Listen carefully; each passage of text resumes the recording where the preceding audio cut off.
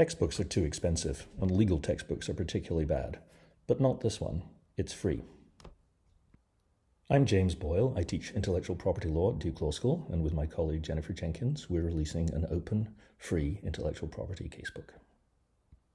The book is under a Creative Commons license, which allows you freely to copy, share, and even transform it. We've tried to make the presentation accessible. You won't often find comic book pages illustrating concepts in law textbooks, but we've provided some. We begin every section with a review of the structure of the law and the often conflicting goals it tries to serve.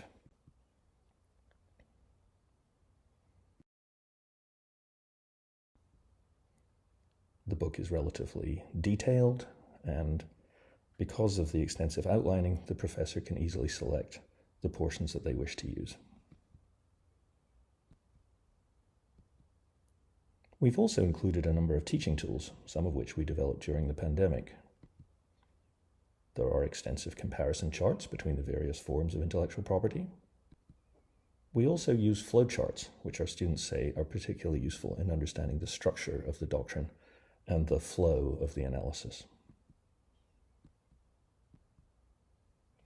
At the end of each section is a checklist which allows the student to go through and see if they have achieved mastery of the material. The book spends a fair amount of time on the constitutional and theoretical foundations of this really important subject. The book discusses, frankly, the tensions between intellectual property and free speech, but also of competition and monopoly. A great many writers have opined on the delicate balance between property and the commons, and you'll get to read some of them. Whether it's Mark Twain asking for perpetual copyright,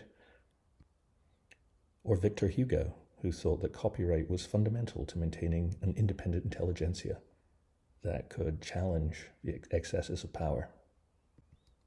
You'll get to read some of the prognosticators of the early internet and measure their predictions of what a global network would bring against the reality you see around you today.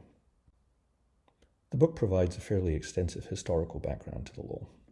We explore copyright and patents' fascinating history, particularly the tension between wanting to encourage innovation and invention and fearing corruption and the ability to hand out monopolies by the state.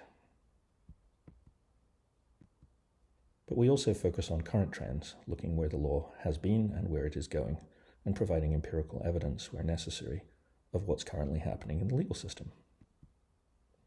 The book is based around a series of problems. Each problem explores one contour of the material being discussed, whether or not it is offensive trademarks or parodies, or attempts to hold intermediaries liable for those who use their services to violate the law.